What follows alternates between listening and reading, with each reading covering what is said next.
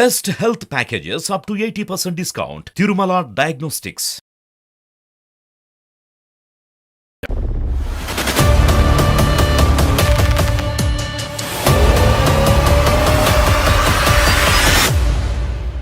నమస్తే సుమన్ టీవీ ప్రేక్షకులందరికీ ఈరోజు ఒక అద్భుతమైన గుడిని చూపించేటందుకు నేను వచ్చేసిన సిద్దిపేట.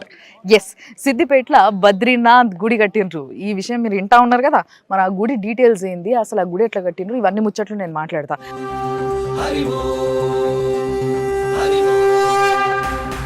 బేసిక్గా బద్రీనాథ్ అనగానే మన అందరికీ ఉత్తరాఖండ్ గుడి గుర్తుకొస్తుంది, ఏదైతే చార్ధామ్ యాత్రలో ఒక ధామ్ ఉందో అది.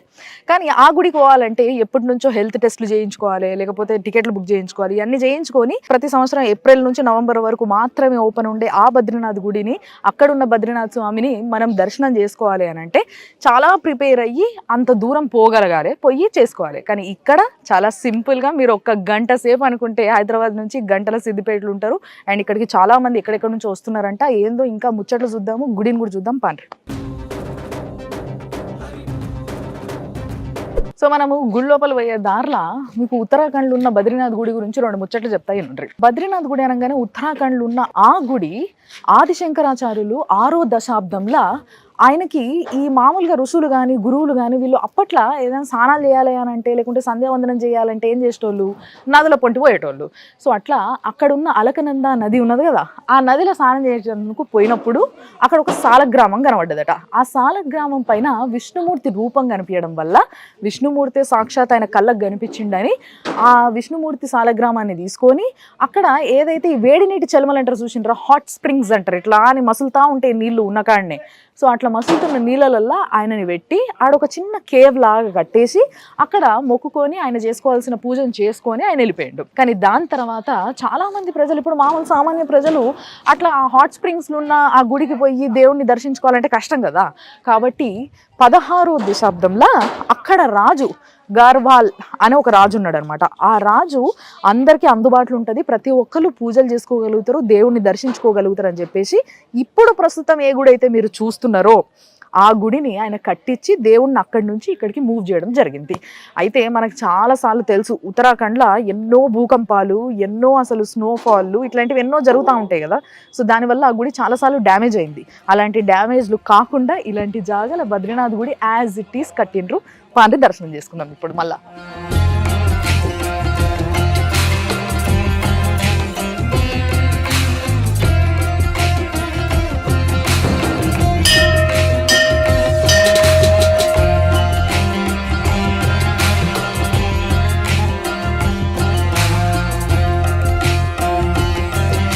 ఇది సిద్దిపేట్ల బండ మైలారం అనే జాగలు ఉన్నది. మరి మంచిగా ఇట్లా మెట్లు వేసేసి ఇట్లా కొంచెం ఎత్తు మీద, అంటే అంత దూరం నుంచి గుడి కనిపించేలాగా బాగా కట్టిండ్రు. మంచి కలర్ఫుల్గా ఉంది.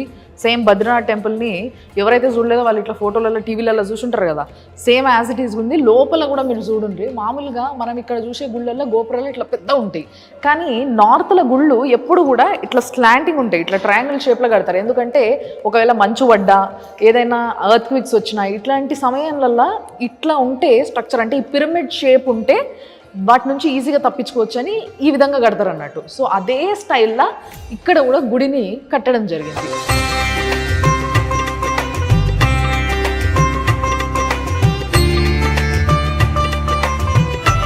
ఆ లోపల కూడా కలర్స్, ఆ పికాక్స్, ఇట్లా ఇట్లా తోరణాల్లాగా.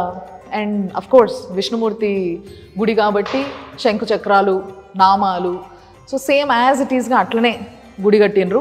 ఏదైతే ఈ లోపల జాగ ఉన్నదో సేమ్ అక్కడున్న బద్రీనాథ్ గుళ్ళ ఎంత జాగలో ఈ గుడిని కట్టినరో సేమ్ అంతే జాగని తీసుకొని ఇక్కడ కూడా గుడిని కట్టిర్రు అన్నట్టు.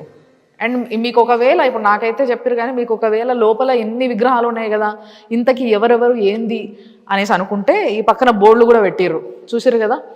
సో ఉద్ధవుడు, గణపతి, కుబేరుడు, గరుడజీ, సో వీళ్ళంతా కూడా లోపల ఉన్న దేవుళ్ళ పేర్లు ఇటువైపు ఎవరు ఇటువైపు ఎవరు అనేది సెపరేట్ పెట్టారు. ఇటువైపు ఏమో లక్ష్మీదేవట, నరుడు, నారాయణుడు, నారదముని, ఆ పేర్లు కూడా పెట్టిండ్రు. అండ్ మీ అందరికీ తెలుసు విష్ణుమూర్తికి ద్వారపాలకులు అంటే ఇద్దరు ఉంటారు, జయుడు, విజయుడు అని. సో వీళ్ళ స్టోరీ మనకి తెలుసు. 3 జన్మలు వీళ్ళు రాక్షసుల్లాగా జన్మెత్తుతారు, తర్వాత విష్ణుమూర్తే వాళ్ళని చంపేస్తాడు, దాని తర్వాత మళ్ళా వాళ్ళు విష్ణుమూర్తిని చేరుకుంటారని వాళ్ళే వీళ్ళిద్దరు, ఈ బయట ఉన్న కూడా. సో మంచిగా ఉందబ్బా గుడి. మీకు ఎప్పుడన్నా వీకెండ్ రావాలనుకుంటే మంచి ప్రశాంతమైన వాతావరణానికి ఇట్లా హ్యాపీగా ఒక గంట టైం పెట్టుకుంటే వచ్చేయచ్చు. మీరు చూసారా డోర్కి మనకి మామూలుగా ఇట్లా గంటలు పెట్టుకుంటారు కదా, అట్లా డోరు కూడా మంచిగా గట్టించారు.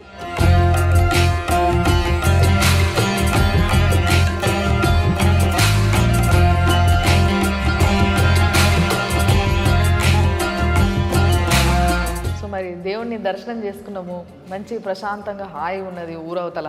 మరి ఈ గుడి విశేషాలు ఏంటి, ఇవన్నీ ముచ్చట్లు మాట్లాడేటందుకు ఈ గుడికి సంబంధించిన వ్యక్తి మన దగ్గర ఉన్నారు కదా. సో అడ్మిన్ సార్ ఉన్నారు. సార్ నమస్తే. నమస్కారం. మీ పేరు సార్? రవి గారు. సో రవి సార్, యాక్చువల్గా మన దగ్గర ఇప్పుడు వరకు మీరు ఎన్ని గుళ్ళు చూసినా కూడా ఒక గర్భగుడిలో ఒక దేవుడు ఉంటాడు లేదా ఒక జంట ఉంటుంది. కానీ ఇక్కడ మాత్రం అసలు ఇంతమంది దేవుళ్ళు, ఎన్ని విగ్రహాలు కనిపిస్తున్నాయి, ఏంది స్పెషల్ ఇది? యాక్చువల్గా ఎట్లయితే శివుడి మన శివ ఫ్యామిలీ అంటాము, ఇది దిస్ ఇస్ విష్ణు ఫ్యామిలీ, ఇది విష్ణు వాళ్ళ ఫ్యామిలీ. ఓకే. సో సార్, మరి ఇన్ని విగ్రహాల్లో ముందు వినాయకుడు పక్కన కుబేరుడు, ఓకే, కుబేరుడు వెనకాల ఉద్ధవుడు, ఓకే, మధ్యలో బద్రీనాథుడు, మళ్ళీ వెనకాల లక్ష్మీదేవి, అటు పక్కన నరుడు నారాయణుడు, కింద నారదుడు, ఇక్కడ ఉత్సవ విగ్రహము బద్రీనాథుడు, చిన్నది ఉత్సవ విగ్రహం, పక్కన మన అఖండ జ్యోతి, అక్కడి నుంచి బద్రీనాథ్ నుంచి తెచ్చినది. యాక్చువల్గా చాలా మంది గుడికి ఈ జ్యోతిని చూసేటందుకు వస్తున్నారు. అంతేనా? బద్రీనాథ్ పోలేని వాళ్ళు, అక్కడికి చేతకాని వాళ్ళు, డబ్బు స్పెండ్ చేసి అంత దూరం పోలేని వాళ్ళు ఆ జ్యోతిని ఇక్కడ దర్శించుకోవడానికి వస్తారు చాలా మంది దూరం నుంచి. కానీ ఈ జ్యోతిని మీరు అక్కడ వెలిగించి అక్కడ నుంచి అట్లా తీసుకొచ్చారు, అఖండ జ్యోతి అంటున్నారు. అందుకే కానీ తీసుకొచ్చేటప్పుడు ఎలాంటి జాగ్రత్తలు తీసుకున్నారు? చాలా, అంటే ఇప్పుడు బాక్స్ ఉంటుంది కదా, ఇట్లా బాక్స్లో పెట్టి దాన్ని చాలా జాగ్రత్తగా 5 days పట్టింది అక్కడి నుంచి ఇక్కడ ఆన్ రోడ్ తీసుకురావడానికి. చాలా జాగ్రత్తగా తీసుకొచ్చాము, ఇదొకటి. ఆ తర్వాత దాని గురించి ఇక్కడ ఎప్పుడైతే ఇక్కడి నుంచి బయలుదేరారో ఆ రోజు నుంచి ఇక్కడ వచ్చే వరకు గాయత్రి యజ్ఞం జరిగింది. ఇక్కడ విఘ్నాలు ఏది ఆటంకాలు రాకుండా నిర్విఘ్నంగా అందరూ సేఫ్గా చేరుకోవాలని. Okay, okay. సో బేసిక్గా నిజంగా ఒక గుడిని కట్టాలంటే ఎంత కష్టం చూసినరా. ఇక్కడ గుడి అనుకున్న తర్వాత, గుడి మొత్తం నిర్మించిన తర్వాత ఒక జ్యోతిని అక్కడి నుంచి తీసుకొచ్చే సమయంలో ఇక్కడ అంటే అక్కడ వస్తున్న జ్యోతికి కానీ ఇక్కడ కానీ ఎలాంటి ఆటంకాలు రావద్దని చెప్పేసి ఇక్కడ గాయత్రి హోమాన్ని చేయించడం జరిగిందంట. అండ్ 5 రోజులు టైం పట్టింది ఆడికెళ్ళి రానికి. అండ్ ఇంకోటి సార్, యాక్చువల్గా ఈ కొలతలు కానీ ఇవన్నీ కూడా పర్ఫెక్ట్ అక్కడ బద్రీనాథ్, ఉత్తరాఖండ్లో ఏదైతే బద్రీనాథ్ గుడి ఉందో సేమ్ అదే కొలతలు తీసుకున్నారు అని.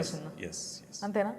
సో యాక్చువల్గా ఎందుకు వచ్చింది ఇక్కడ బద్రీనాథ్ గుడి కట్టాలి అన్న ఆలోచన ఎవరికి వచ్చింది? ఇక్కడ దీని బ్రహ్మానంద లక్ష్యాలని అతను ఇక్కడ వచ్చి, ఇప్పుడు ఆయన పిల్లలు, మన్మరాళ్ళు అంతా వచ్చేసారు. ఆయనకి ఈ ఆలోచన 2000 వచ్చింది. మనము మన దేవుణ్ణి ఇక్కడ మన సమాజం వాళ్ళు పోలేని వాళ్ళు చాలామంది ఉన్నారు. ఆయన ఓల్డ్ ఏజ్, ఆయన మహాపండితుడు. అయితే అతను సంకల్పించి ఒక గ్రూప్ ఆఫ్ మెంబర్స్ని ఒక సొసైటీ లాగా చేసి 2000 నుంచి వాళ్ళు కలెక్ట్ చేయడం స్టార్ట్ చేశారు. అంటే వాళ్ళ సొంత డబ్బులు, వాళ్ళు కష్టపడి సంపాదించిన డబ్బుల్లో కొంత పక్కన పెట్టి గుడి తీసుకోవాలి అని. ఆ తర్వాత అదే మాట వాళ్ళ సమాజంలో వీళ్ళు చేసే దాన్ని బట్టి ఇంకొక వాళ్ళు కూడా ముందుకు వచ్చారు. అట్లా ముందుకు వచ్చి 2007 లోపల ఉత్తరాఖండ్ కళ్యాణ కార్య సమితి అనేది ఒకటి సొసైటీ ఫామ్ చేసుకున్నారు. చేసి ఆ డబ్బును దాంట్లో వేయడం స్టార్ట్ చేశారు. ఫస్ట్ వీళ్ళు పర్సనల్గానే పెట్టారు ఆ డబ్బును. ఒక గ్రూప్ 11 members 12 members ఒక గ్రూప్ ఫామ్ అయ్యి వీళ్ళని చూసి ఆ సమాజంలో ఉన్న వాళ్ళు ఇంకా కొంచెం మంది ప్రేరితమై వాళ్ళు ఇంకా వచ్చారు. ఎక్కువ మంది అయిన తర్వాత వీళ్ళు దాన్ని 2007లో సమాజం ట్రస్ట్ స్టార్ట్ చేశారు. స్టార్ట్ చేసి 2011లో ఈ ప్లేస్ తీసుకున్నారు. 2018లో దీన్ని స్టార్ట్ చేశారు కన్స్ట్రక్షన్. ఎన్నేళ్ళు టైం పట్టింది? ఈ మధ్యలో కరోనా వచ్చి 2023 జూన్ 29th ఏకాదశి రోజు ఇది మనకు గుడి ప్రాణప్రతిష్ఠపై మొదలు పెడితే 2023 అది 2023లా దీన్ని పూర్తి చేయడం జరిగింది. మధ్యలో కొంచెం కరోనా ఇలాంటి టైంలో ఆపేసినారు. అది అంతే. అది. అండ్ మామూలుగా నార్త్లో పూజలు వేరేలా ఉంటాయి సార్. అంటే బేసిక్గా మనం చాలాసార్లు మీరు నార్త్ల గుళ్ళు సౌత్ల గుళ్ళు చూస్తే ఇక్కడ మన పూజా విధానం కానీ ప్రసాదాలు నైవేద్యాలు కానీ చాలా డిఫరెంట్గా ఉంటాయి. ఆడికి ఈడికి చాలా డిఫరెన్స్ ఉంటుంది. మరి ఇక్కడ జరిగే పూజలు ఎట్లుంటాయి? ఇక్కడ పొద్దున 7 to 8 రోజు కూడా విష్ణు అభిషేకం అవుతుంది, రుద్రాభిషేకం అవుతుంది. ఓకే. రెండు అవుతాయి అభిషేకాలు. అయితే అర్చనాలు మామూలు జనరల్ అర్చన, తులసి అర్చన, మళ్ళా ఏకాదశి రోజు గోత్ర పూజలు అవుతాయి. ఓకే. ఆ తర్వాత వీళ్ళు మామూలుగా రోజు 12:45కి ఎవ్రీడే నైవేద్యం వీళ్ళు భోగ్ అంటారు నార్త్ ఇండియాలో. దేవుడికి డ్రై ఫ్రూట్స్, ఓకే, అన్నము, పూలు, పళ్ళు, అన్ని పళ్ళు, అన్ని రకాల పళ్ళు అన్నీ పెడతారు. ఓకే. పొద్దున 7 o'clockకి కూడా అవుతుంది భోగ్, అది డ్రై ఫ్రూట్సే ఉంటాయి. ఓకే. మధ్యాహ్నం ఏమో ఇదంతా ఉంటుంది, పళ్ళు, ఓకే, డ్రై ఫ్రూట్స్ ఇవన్నీ ఉంటాయి. మళ్ళీ ఈవినింగ్ 7 o'clockకి అవుతుంది. తర్వాత 7 to 7:15 ఈ గుళ్ళో స్పెషల్ ఏంటంటే కర్పూర హారతిన అవుతుంది. 15 minutes ఉంటుంది. అది ఓకే. 15 minutes చాలా అందంగా అద్భుతంగా ఉంటుంది. అది ఈ గుడికి అంటే చాలామంది అంటే ఇప్పుడు నార్త్ ఇండియన్స్కి అది బాగా ఇష్టం. మన వాళ్ళకి సౌత్ వాళ్ళకి తెలియదు, కానీ ఆ 15 minutes అందరూ ఒక తన్మయత్వంలోకి వెళ్ళిపోతారు. ఓకే. ఓకే. అంత బాగుంటుంది. ఓకే. ఎప్పుడైనా గుడికి రావాలనుకుంటే ఆ సాయంత్రం 7 గంటల హారతికి వస్తే చాలా అద్భుతంగా ఆ అనుభూతి వేరేలా ఉంటుంది అంటున్నారు సార్. ఆ ఫీలింగ్ వేరే ఉంటుంది, మీరే తన్మయత్వం పొందుతారు అది. ఓకే. మరి రెగ్యులర్గా ఈ గుడికి ఎంతమంది వస్తున్నారు సార్ ఇప్పుడు? అంటే పాపులారిటీ ఒకళ్ళని చూసి, ఇప్పుడు నేను వెళ్ళి చూశాను, నాకు మంచిగా అనిపించింది, నేను 10 మందికి చెప్తున్నా. వాళ్ళు అంటే ఇది మన లోకల్ హైదరాబాద్ కంటే కూడా లాంగ్ డిస్టెన్స్, లైక్ విజాగ్ నుంచి వస్తున్నారు, వైజాగ్ నుంచి, విజయవాడ నుంచి, కోయంబత్తూరు నుంచి వచ్చిన వాళ్ళు కూడా ఉన్నారు. ఓకే. తమిళనాడు మదురై నుంచి, మదురై మెయిన్ పూజారి వచ్చారు మొన్న లాస్ట్ సాటర్డే. ఆయన వచ్చి కూర్చొని ఆయనకు చాలా అంటే ఒక తెలియని వైబ్రేషన్స్ వచ్చినాయని చెప్పారు ఆయన. ఓకే. ఆ తర్వాత మనకంటే వచ్చిన వాళ్ళకి ఆ ఫీలింగ్ వేరే, అంటే వాళ్ళే చెప్తున్నారు మాకు. ఓకే. ఓకే. అండ్ బద్రీనాథ్ గుడి ఎట్లయితే కట్టించిండ్రో సేమ్ అదే విధంగా కట్టాలంటే ఒక స్పెషల్ బిల్డర్ కావాల్సి ఉండేనేమో నాకు తెలిసి. యాక్చువల్గా ఉత్తరాఖండ్లో చాలామంది రిటైర్డ్ మిలిటరీ పీపుల్ ఉన్నారు. ఓకే. వీళ్ళంతా మిలిటరీలో, అందులో నేగిజీ అని ఒక ఆయన ఉన్నారు. ఆయన ఆ ప్లానింగ్ కమ్ ఆర్కిటెక్చర్ ఆయన. ఆయన మిలిటరీలో చేసి ఇప్పుడు రిటైర్ అయ్యారు. ఆయన దీనికి వేశారు. కానీ ఏదేమైనా మొత్తం మీద చాలా సంతోషమైన విషయం ఏంటి అని అంటే చాలా బాధ అనిపించేది. అక్కడ బద్రీనాథ్ టెంపుల్ ఎప్పుడైతే భూకంపాలు వస్తాయి అప్పుడు బాగా పగిలిపోయి డ్యామేజ్లు అవుతుండే అని చెప్పేసి, అట్లాంటి డ్యామేజ్లు కాని జాగల బద్రీనాథ్ నమూనా టెంపుల్ ఒకటి కట్టి ఇక్కడ ఆ దేవుడికి మస్తుగా పూజలు జరుపుతున్నారు. కాబట్టి చాలా సంతోషంగా ఉన్నది తినేటందుకు. అండ్ చాలా అద్భుతంగా కట్టించారు గుడి కూడా. మీరు కూడా వచ్చి దర్శించుకోండి. మీకు కావాల్సిన కోరికలు ఏమైనా ఉన్నా కోరుకోండి, అన్నీ తీరుతాయి అంటారు. 100%. Definitely sir, definitely. సో తప్పకుండా ఎవరెవరైనా రావాలనుకుంటే మాకైతే దగ్గర దగ్గర హైదరాబాద్ నుంచి మొదలైన తర్వాత కరెక్ట్గా ట్రాఫిక్ గీఫిక్ ఇవంతా లేకపోతే 1 గంటలో వచ్చేయచ్చు. ట్రాఫిక్తో ఉంటే మాత్రం 1.5 hour టైం పడుతుంది. హ్యాపీగా రావచ్చు వీకెండ్లో. ఇట్లా జస్ట్ వచ్చేసి మంచి మొక్కుని కొంచెంసేపు ఇక్కడ టైం స్పెండ్ చేసి పోయేలాగా మస్తు విపరీతంగా ఖాళీ జాగా ఉన్నది. సో ఎప్పుడైనా రావాలనుకుంటే హ్యాపీగా రండి. మంచిగా ఉంది, అద్భుతంగా ఉంది గుడి.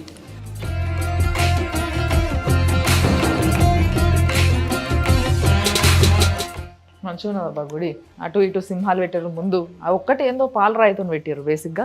ఇగో ఇదేమో ఈ గుళ్ళ సేమ్ అక్కడున్న బద్రీనాథ్ గుళ్ళ ఎట్లయితే అర్చనలు పూజలు జరుగుతాయి సేమ్ అవన్నీ పూజా డీటెయిల్స్ అన్నట్టు. అర్చన, తులసి అర్చన, శ్రీ విష్ణు అభిషేకం, రుద్రాభిషేకం, ఇట్లా అన్ని అభిషేకాలు, అర్చనలు, ఏదైతే పూల అలంకరణలు అండ్ భోగ్ అని అంటారు కదా. ఇప్పుడు మామూలుగా మనం నైవేద్యం పెడతాం చూసింటారా, అట్లా వీళ్ళు 1 day భోగ్, 1 day ఫలహర పూజ, ఇగో ఇట్లాంటివన్నీ పెట్టిర్రు అన్నట్టు. అండ్ నెక్స్ట్ ఇడికి వస్తే మీకు ఇక్కడ ఒక స్పెషల్ ముచ్చట చెప్తారండి. ఇక్కడ చూసారు కదా, సాలసార్ బాలాజీ అంటారనమాట. అంటే బేసిక్గా మన దగ్గర బాలాజీ అంటే వెంకటేశ్వర స్వామి, అఫ్కోర్స్ ఇక బద్రీనాథ్ అంటే విష్ణుమూర్తి కాబట్టి ఇంకొక విగ్రహం కావచ్చు అనుకుంటాం. కానీ నార్త్లో చాలాసార్లు బాలాజీ అనే గుడి ఏదైతే కనిపిస్తుందో అది ఆంజనేయ స్వామి అన్నట్టు. సో ఇప్పుడు మీరు ఇక్కడ చూస్తున్నది ఆంజనేయ స్వామి విగ్రహం. ఇట్లా చాలా సాలసార్ అనేది యాక్చువల్గా అక్కడ ఒక ప్లేస్ పేరంట ఇది. సో ప్లేస్ పేరుతో కలిపిన బాలాజీ అంటే మన దగ్గర వెంకటేశ్వర స్వామి కానీ వాళ్ళ దగ్గర ఆంజనేయ స్వామి.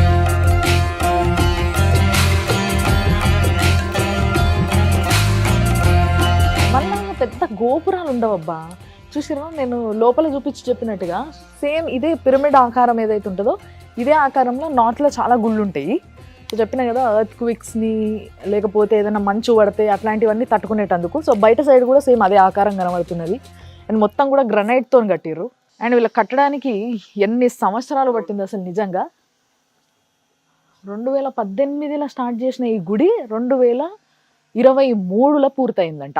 కానీ ఏదేమైనా వైబ్రెంట్ కలర్స్ వాడినరు గుడి కట్టేటందుకు. అండ్ ఈ గోపురం ఇది కూడా చూసినరా, దీనిపైన కూడా మొత్తం మీద మీకు అల్టిమేట్గా పైన అదే పిరమిడ్ ఆకారం వస్తుంది.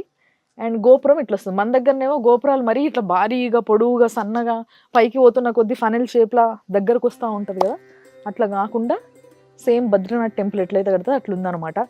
ఒక్క వెదర్ తప్పితే మిగతా అంతా సేమ్ బద్రీనాథ్ గుడికి వచ్చిన ఫీలింగే ఉన్నది.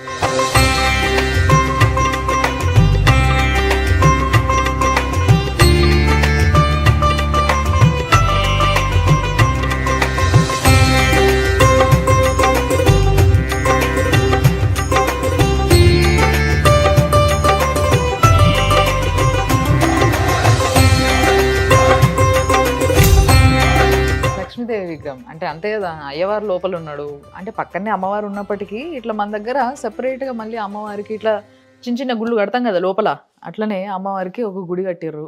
మంచి నిండు ముఖము రౌండ్గా. సో చాలా క్యూట్ ఉంది విగ్రహం కూడా. మంచిగా పూజలు చేస్తున్నారు. దీపం ఇక్కడ కూడా ఇట్లా మంచిగా అఖండ దీపం పెట్టిండ్రు. అండ్ ఈ పక్కన చూస్తే ఇటు గుడి లోపల నుంచి పక్కనే అమ్మవారి గుడి పక్కకి ఒక బిల్డింగ్ కడుతున్నారు అడ్మినిస్ట్రేషన్ కోసము. అట్ ది సేమ్ టైం వంటలు చేస్తారు కదా ఇప్పుడు నైవేద్యం పెట్టేటందుకు. సో దానికోసమని ఈ జాగా తీసుకొని ఇక్కడంతా కూడా గుడి కోసం కావాల్సిన కార్యక్రమాలు, వంటలు, పూజల కోసము అండ్ అడ్మినిస్ట్రేషన్ కథ అంతా కూడా ఈ బిల్డింగ్లో నడుస్తుంది అన్నట్టు.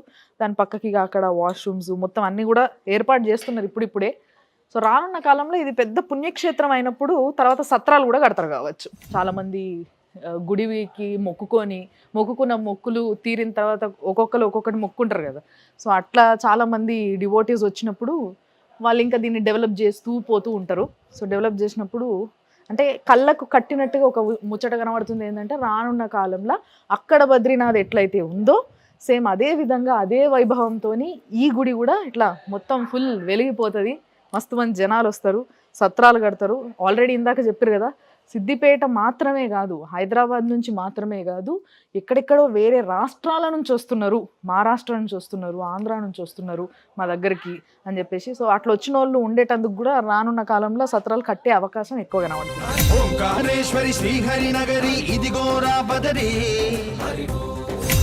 అండ్ ఈ గుడి కట్టడానికి కూడా నిజంగా నేను చాలామందిని అడగడానికి ప్రయత్నించిన గుడి కట్టడానికి ఎంత ఖర్చు అయింది అని చెప్పి.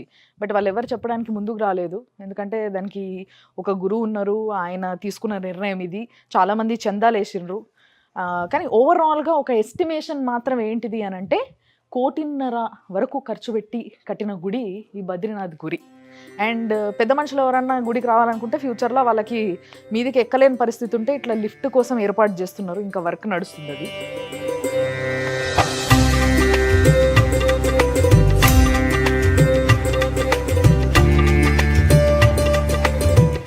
నార్త్ల గుళ్ళల్లో ఇట్లా కుంకుమలు బయట ఉంటాయి అన్నట్టు. మనకేమో దేవుడి ముందు ఇట్లా కుంకుమ భరణి ఒక చిన్న ఇట్లాంటిది పెట్టేసి గిన్నె లాంటిది పెట్టేసి పెడతారు. ఇక్కడ కూడా ఏదో చిన్న గుడి కనబడుతుంది, ఆనంద భైరవనాథ్. చూసారు కదా, చేతిలో ఇట్లా తలవార పట్టుకొని రెడీ ఉన్నాడంట. అంటే సెక్యూరిటీ గార్డ్ లెక్క అన్నట్టు. అంటే బేసిక్గా మనకి ఇప్పుడు ఎట్లా ఒక గుడిని క్షేత్రపాలకుడు అంటారు గుడి విషయానికి వచ్చేసరికి. సో ఈ క్షేత్రాన్ని పాలించేటోడు, కాపాడేటోడు, రక్షించేటోడు కాబట్టి ఆయనకి ఇక్కడ ముందు ఎంట్రన్స్లా ఎంటర్ కాగానే లెఫ్ట్ సైడ్ ఉంది.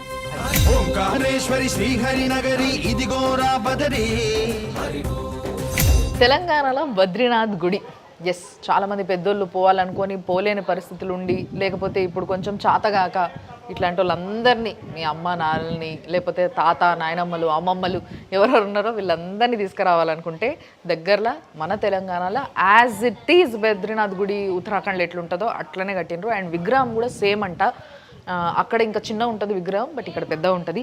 కాబట్టి వచ్చి దర్శనం చేసుకోండి. ఇట్లాంటివి ఇంకా చాలా ప్రోగ్రామ్స్ ఉన్నాయి. అవన్నీ కూడా నేను మొత్తం తెలంగాణ, ఆంధ్ర, ఒక స్టేజ్లో భారతదేశం కూడా తిరిగి చేద్దాం అనుకుంటున్నా. మీ సపోర్ట్ ఉంటే చూస్తూ ఉండండి సుమన్ టీవీ.